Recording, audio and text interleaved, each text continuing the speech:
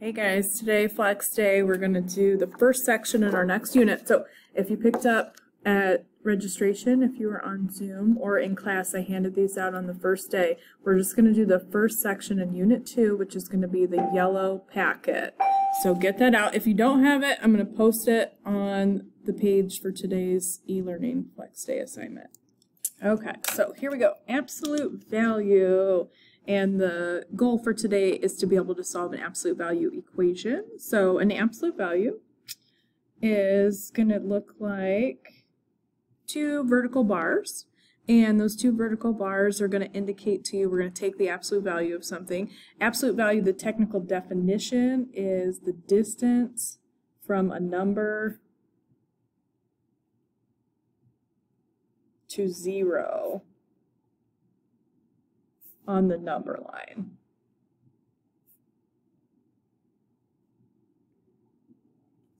All right, and as you're jotting that down, I'm just going to give you like a little sketch here. So a number line would just be something like 0, 1, 2, 3, something like that.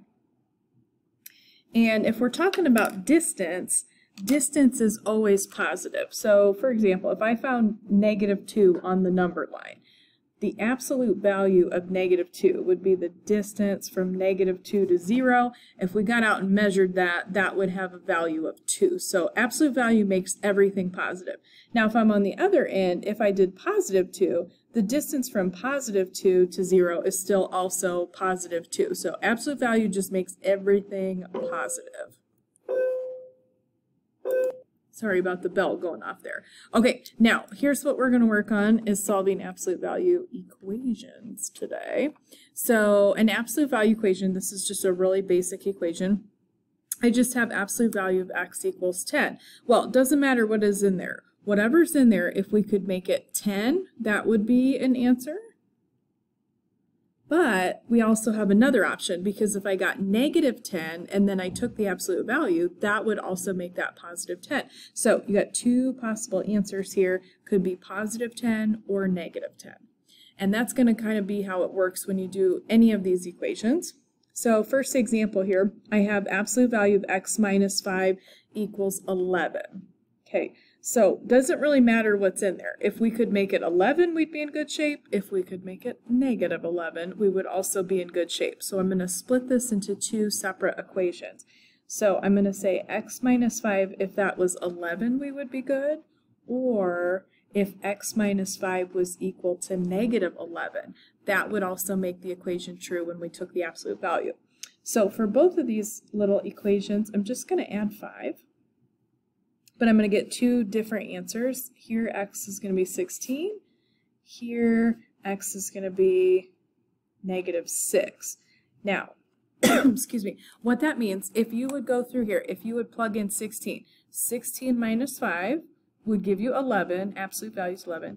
Here, if I plug in -6 back where I was at, -6 minus 5 would be -11, and then when we take the absolute value, it ends up being +11. So those two numbers will make the equation true. I would do the same thing. This example's just got a little bit more work. Take 15 minus 3x, whatever's in your absolute value, could be 6 or could be -6. Whatever's in there, if it was 6, we would be in good shape. If it ended up being -6, when we take the absolute value, then it becomes positive, makes that equation true. Again, you're going to do the same operations to solve the equation, but we're going to set equal to two different numbers, so we're going to get different values. So I'm going to start out and I'm going to subtract 15, and I'm just going to do that to both equations at once. Here I'm going to get -3x is equal to -9. Here I'm going to get -3x is equal to -21. And all I got to do to finish these off is divide by -3. And one of my possible answers is 3. My other possible answer is going to be 7. Both of the negatives cancel out there. Now, it doesn't have to be a nice number answer. You could get a fraction or a decimal. My particular examples here just have nice answers. But any of these, if you plug them back in to check, should satisfy the original equation. Okay, for my second example here, the only thing is it's a little bit more complicated equation in both situations. I want to point out two things to you when you're working through a more complicated equation that has an absolute value. First things first, never distribute anything to an absolute value. What you want to actually do is isolate or get the absolute value totally alone on one side before you do the problem. And so that's going to be my goal for both of these examples here. Don't subtract here the 4 and the 2. You've got order of operations. What you actually want to do, we're going to isolate the absolute value. I'm going to start out and I'm going to subtract 4 from both sides. That -2 is attached to your absolute value with multiplication. Okay, now I'm going to say this, don't distribute, divide. Do not ever distribute anything to an absolute value. You want to isolate it, get it alone, so I'm not going to distribute the -2. What I'm going to do to get rid of it is divide. Now, I still have x plus 9 in my absolute value. -20 divided by -2 turns into 10. And then this turns into a problem similar to what we did right above. I would do x plus 9, if that was 10, we would be good, or x plus 9, if that was -10. That would also make my equation true. Both cases, I'm going to subtract 9. And my two answers here, 1 and -19. Okay, try this next question on your own. I'm going to pause my video and work through it myself, but try this next question on your own and see if you get it right. So just pause it.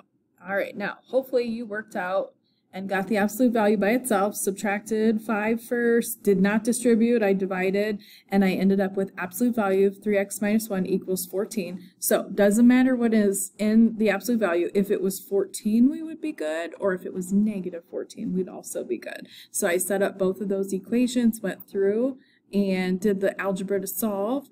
My two possible answers here, I got 5 and I got -13/3. That doesn't reduce. You don't need to change it into a mixed number. Just leave it like that. That's called an improper fraction when the numerator is bigger than the denominator. Just go ahead, leave it like that, and those are your two answers. Okay, really quickly, I want to have you guys look at this little example equation, and it says, does this equation have a solution? Why or why not? Explain. And then after we get done with that, the example underneath is kind of going into detail about why I'm pointing this out to you. So I have an absolute value all by itself, and it's equal to -10. Now, I just want you to think about this for a second. Remember, absolute value is always going to make, when you take the absolute value, always going to be positive. So if you look at the equation here, I have an absolute value equal to a negative number, and that is absolutely impossible. So this question would have no solution, because an absolute value, no matter what you plug in for x, it'll always become positive when we take the absolute value, so it can never be equal to -10. And so if you end up with an absolute value equal to a negative number, that's going to cause a situation where you don't have a solution, or whatever you got for your solution is not going to work in the original problem. So that's why for the rest of the questions today, and I'll explain this in a second, we're going to check our answers. Okay, now my next word down here as you're moving along says extraneous solution. So because of the absolute value, you have the potential to introduce what we call an extraneous solution. And I like to point out to people that it has the word extra in it. So what an extraneous solution is a situation where you have solved the problem totally correctly, but your answer doesn't work when you plug it back into the original equation. And that can happen with these absolute values. Now, the only situation in which this can happen is going to be similar to this example here to the side that is all worked out for you so you guys can go through. It has to be an absolute value, and it can't be like the previous questions we were working on. It has to be equal to an expression of some kind. So you have to have some kind of variable on the other side of the equal sign. If you just have a number, it's not possible to have an extraneous solution. If you have a variable, you just have to check. So those are situations where it can happen. So if you look, it's just like what we were doing with the numbers. If you have an expression, it could be that expression or the opposite of that expression. So it's 2x plus 12. You go ahead, drop the absolute value, could equal 4x, or the opposite, which would be negative 4x. Now, here's the issue. Slide this so the little picture's not in the way. Okay, you go through solve, you get 6. Go through solve, you get negative 2. You need to check, and what you're looking for is when you plug that value back in here, specifically, you want to know if that number is positive or if it's going to create like what I had up here, if that would be negative, because an absolute value can't be equal to a negative. So if you plug this back in, this ends up being a positive, and you'll see they go through here and they show you how they plugged it all back in. It's positive, so they said, yes, that's an answer. Now here, negative 2, and this is what will always happen if you have one of these extra solutions. You go through, plug it back in, you did everything right, but what's going to happen? These two numbers will be the same, but the one that where the variable's at that doesn't have the absolute value around it will be negative. So absolute value of 8 cannot be equal to negative 8. So when they plug that back in, that was negative. That answer then does not work. This answer does. So we have one solution in that example, and we're going to work together with some of these on the back. Okay, so on the back, I've got an absolute value equal to an expression, and you'll see it'll say check your solutions. I know immediately, anytime I have an equation like this, if there's a variable of some kind here on the other side, not in the absolute value, we're just going to have to check our answers. So this is the same setup. You're going to take whatever's in the absolute value, 2x plus 5, equals exactly what you have, so 3x plus 4. Now, when you switch this up, like on the front side we had, 10 and negative 10. So when you do that with an expression, you're going to keep that, whatever's in the absolute value, 2x plus 5. Now I'm going to do the opposite of the entire expression. So this was positive 3x plus 4. So the opposite is just going to turn into negative 3x minus 4. When you do the opposite, it just takes and multiplies every term by negative 1. Okay, now totally up to you guys. I'm going to solve this. I like to try to keep my variable positive if I can. So I'm going to start out and subtract 2x from both sides. That'll leave me with 5 equals x plus 4. Then I'm going to subtract the 4. So 1 is a potential answer. Here's all I'm going to do really quick. The only time is a problem or a possibility of an extraneous solution is if you have an absolute value and it equals a negative number. So here's what you want to do. Take this and plug it in just for that 3x plus 4. So just the 3x plus 4, if that's positive when you plug it in, you're fine. Okay, if it's negative, then that's not going to work. So if I plug this in, and you guys, of course, grab a calculator, whatever you want to do, 3 times 1 plus 4, doesn't matter what the number is, this ends up being 7. As long as it's positive, then that works. So this is going to be a legitimate answer to this question. Let me move over to the other. So this one, again, I like to try to keep my variable positive, so I'm actually going to add 3x here. I get 5x plus 5 equals negative 4. Subtract your 5 here. So 5x is equal to negative 9. Divide by 5. So my other possible answer is negative 9/5.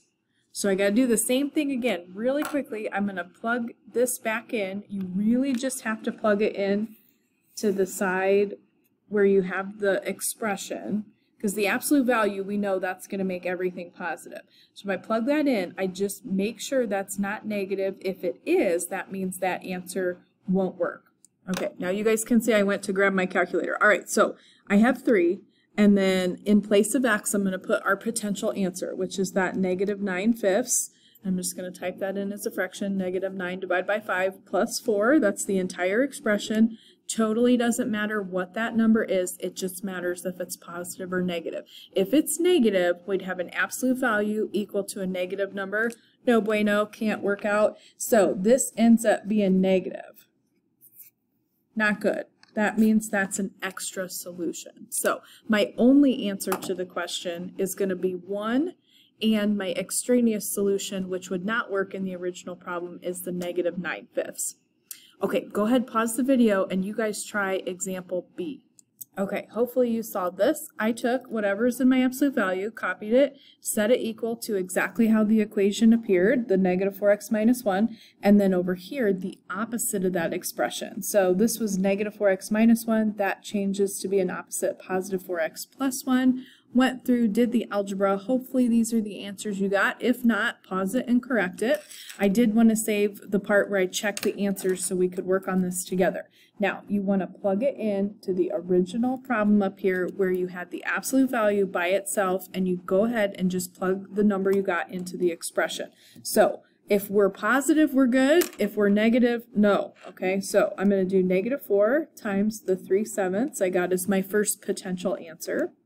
And it totally doesn't matter what this is, it just matters if it's positive or negative. Now, I got a negative value. I can't have an absolute value equal to a negative, so no, this is going to be an extra solution. I'm going to slide this over a little bit. Okay, the other option is to plug in negative 5. That was my other potential answer. So, I don't know if I can get this on the screen, guys. Let me pull this up a little bit. Okay, so I'm plugging in negative 5 just to the expression. I know the absolute value is going to make it positive, so I got to see what the expression will do. So if I do negative 4 times negative 5 minus 1, I get positive 19 as long as you're positive. So when I plug this in, this was positive, so that answer works. If it's negative, when you plug it back in, that's not going to work. This is an extra solution here, the 3/7. Negative 5 is the solution. Okay, and then I'm not going to fully go through the very last problem down here, but I just want to show you this really quickly.